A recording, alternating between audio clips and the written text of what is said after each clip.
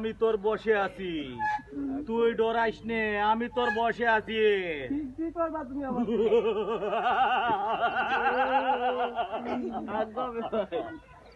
এই তুই কি চাস? তুই আমার এতদিন এখানে আমি বন্দি ছিলাম, তুই আমার বের করেছিস। আমার ইচ্ছা পূরণ করবে। 3টা পূর্ণ। কি কি চাস একটু বলতো দেখি। আমি আমার ধন চাই, সম্পদ চাই।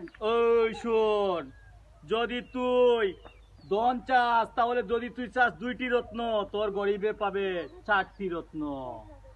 আর কি চাস? আমি টাকা চাই, পয়সা চাই। টাকা যদি চাস 500 কোটি, তোর গরিবে পাবে 10 কোটি।